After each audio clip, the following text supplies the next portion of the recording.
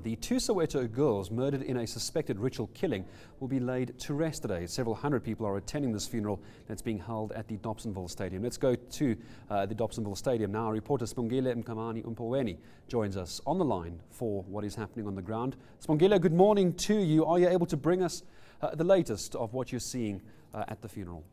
Morning, Gareth. At the moment, the procession with the coffins is leaving for the Roodeport Cemetery, where the two girls will be laid to rest. We understand they'll be laid to rest next to each other. Speakers who spoke here, they spoke about them being friends. Even their teachers said they were best friends. Where you see the other, you would know that the other one is also there. If they hadn't done work, both of them wouldn't do the work, and the excuse they would give would be the same.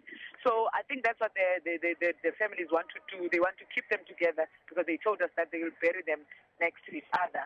We are now leaving the stadium to go to the cemetery where they'll be laid to rest. Sibongile, we're looking at visuals of the moment of some very distraught, understandably distraught, school members from George Khoza Secondary School. Have you had a chance to speak to anyone who knew the girls? No, we haven't spoken to anyone yet because they are still very emotional and they've been taken. As you see, those are crying. They are taken to the first aid room. There's first aid room here with ambulances and all of that. They are being treated there. But there are girls that spoke who are best friends. There's one who spoke on behalf of Twaita, who's attended primary school with her, so she's known her for all these years. She spoke about how much she loved swimming, she loved sports, she played rugby, and she had 16 medals she won in swimming.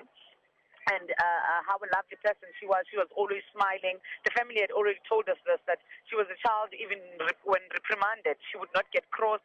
She would just smile and just bow and just, she was a very respectful child. And then they spoke about Thandeka as well, the other one, that she was always with Kwaita. They attended classes together, and she would accompany her whenever they went anywhere, even when she went for her rugby practice and all of that. We're also seeing COSAS is also here, ANC and EFF, members of different churches. The preacher who was preaching called on everyone in in Dobsonville, teachers, parents, pupils to pray and root out Satanism, and they had a joint prayer where they were praying for Satanism, for an end to Satanism. Another woman who spoke, who's a neighbor of Thandeka's, spoke and asked the government to bring back scriptures in schools because she's saying that this Satanism is taking advantage of pupils because they're no longer teaching Bible studies at school and the children don't know anything about God. Therefore, they are introduced to Satan, which is available to them.